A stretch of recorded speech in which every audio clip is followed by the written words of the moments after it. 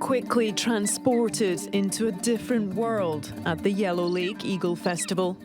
The registration is currently happening over here. Held on the majestic steppes of Western Mongolia, it is like nothing I had experienced before. Even registration was a fantastic flurry of fur and feathers as the eagle hunters and their magnificent falcons assembled for the start of the competition. We joined on the 25th anniversary of an event which is a fixture in the diary of nomadic communities from across the region. Not only is there prestige in winning the title of Eagle Hunter of the Year, but we found out the lucrative prize money can make it a rather heated affair. They've just had the awards ceremony, but there's already arguments about the placings. We travelled across Mongolia's vast plains and mountains to the Altai foothills, which are home to Kazakh Mongolians, an ethnic group determined to preserve Kazakh culture and traditions. Nurasil, or Nurka as he prefers, is an award-winning eagle hunter. When he's not honing his skills for the festival, he works with his wife Guldurin on the family farm.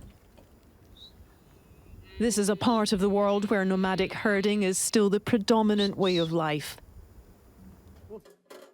Centred around the herd and circular gers, which provide a unique, transportable home. Caring for his prized golden eagle is a special part of his daily routine. Бүркіт болған дейінде балаңмен өзі бірдей көресің, құсты болғанда. Балаң қандай, бүркіт өзі сондай, ыстық көрінеді адамға. Eagle hunting is passed down from generation to generation. Nurka learned from his father and his grandfather. And it looks like his son Mustafa will be next in line. He explained that traditionally baby eagles are taken from their nests and within weeks are trained to hunt with humans. After 5 or 6 years, they are released back into the wild so that they can continue breeding and conserve the species. The masks are to keep the birds calm around groups of people. Өзі ұлықсыз деп ойлаймын.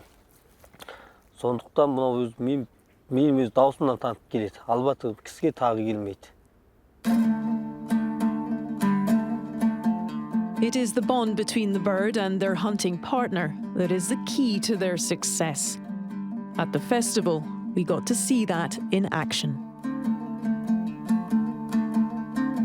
Against the clock, they demonstrated how quickly their eagle could respond to a call and spot the meat being held in their hand.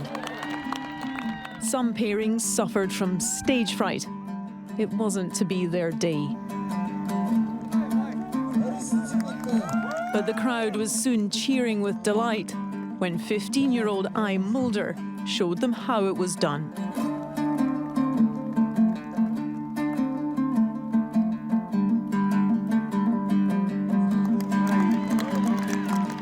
A huge smile broke out on her face as she took her lap of honor. So that was 44 seconds, and she's the only female eagle huntress competing in this competition and the last year's champion. Одан 7 жасымнан осы 15 жасыма дейін ұстап саятшылық өнердермен осы тойларға қатысып, осы атамның атағын әмбе өзімді танылтып жүрмін. In Kazakh culture, women tend to the home and don't usually hunt. Mulder didn't take it up to break tradition. She thinks girls can play their role in helping to preserve the practice. Бұл саланы көптеген елге танымал ету, ол менің басты мақсатым. Өйткені осындай Монголияда осындай мықты қыз бар екен деп әлемге танылту, ол салт дәстүрді, қыз емес жалпы ол болса да осы салт дәстүрді ары қарай жалғастыру керек. 70-year-old Kazim was the oldest competitor in the field. He helped eagle hunting to gain UNESCO recognition. Biz Төлек әулеті, Төлексіне жол жақсы әулет деп айтады. Бүркіттің әулетіміз. Енді мына тұрған балалардан менің сол ұрпақ ізбасарларым. Мен қазір 55 жылда бүркіт ұстап отырмын. I was curious about the welfare of the birds and met with Nambayar from the National Wildlife Conservation Centre. He told me modernization is the greatest threat facing the golden eagle. We have more and more power lines linking towns and cities. We have a number of golden eagles getting electrocuted and increasing. And also the number of livestock is increasing in Mongolia, changing their habitat where golden eagles normally forage and habitat. Nurka has got involved with helping to protect the golden eagle. When I joined him on horseback for a practice session with his eagle, I gained a new perspective on the deep connection between nature and the nomadic people.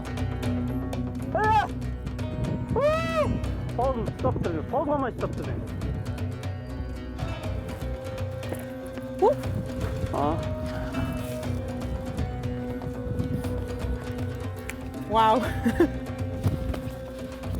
That was a successful landing, I think. Allowing me to catch the eagle wasn't an experience which everyone gets, but people do come from all over the world to watch the festival. Tourism is an important part of the local economy.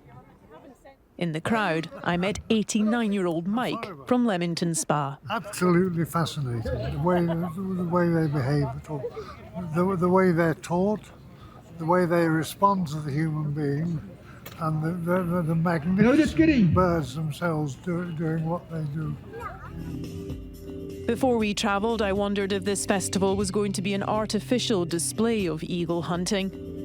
The squabbles over the scores at the end was proof enough that they are serious.